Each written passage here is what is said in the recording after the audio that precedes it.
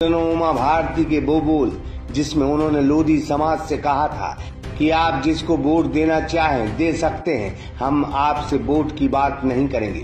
उमा जी ने इतना कहा कि भाजपा के अंदर खाने में उबाल आ गया।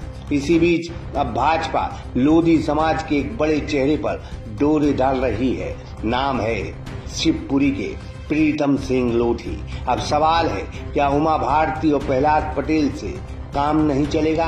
क्या प्रीतम सिंह लोधी समाज में इन दोनों लीडरों से बड़े चेहरे बन गए हैं? सबको आकर के लगता है कि हम कुछ कर सकते हैं, देश और समाज के लिए हम अपनी महत्वपूर्ण भूमिका कुछ निभा सकते हैं, तो उनको कोई मंच अगर लगता है या मोदी जी के नेतृत्व में इस देश के अंदर भारतीय जनता पार्टी में आकर के कुछ काम करने की उनकी इच्छा जागृत होती है, तो कोई भी ऐसे सब लोगों का स्वागत है।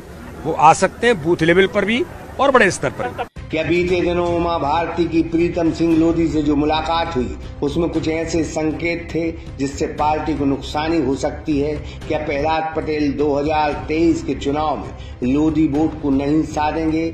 सवाल तमाम है, लेकिन इन सब से हटकर बात सिर्फ इतनी है कि शायद और शायद लोधी समाज में प्रीतम सिंह का जलजला कायम है और जारी है। यही वजह है कि सीएम शिवराज सिंह चौहान और प्रदेश अध्यक्ष बीडी शर्मा जी लगातार यह प्रयास कर रहे हैं कि प्रीतम लोधी की घर वापसी हो जाए। बुंदेलखंड में लोधी समाज का बड़ा वोट बैंक है। ग्वालियर चंबल में भी इसी वोट की अच्छी पैठ है। लिहाजा पार्टी 2023 में कोई जोखिम उठाने के मूड में नहीं दिख रही है। सागर, दमोह, टीकमगढ़ और छतरपुर के साथ पन्ना में ऐसी कई सीटें हैं जहां लोधी वोट ही भाजपा की नैया पार लगा सकती है। इस वजह से 2018 के सियासी दूध से जली भाजपा उमा भारती और प्रहलाद के सहारे नहीं बल्कि प्रीतम लोधी के सहारे अपनी 2023 चुनाव की बेहतरीन पार लगाना चाहती है।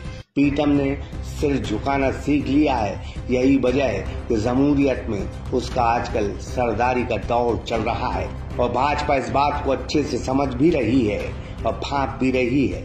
वजह है जनता प्रीतम सिंह लोधी को सुनने भी आ रही है, उन्हें समझ भी रही है, साथ ही उनके लिए भीड़ भी जुट रही है। सागर एक्सप्रेस न्यूज की ब्यूरो रिपोर्ट।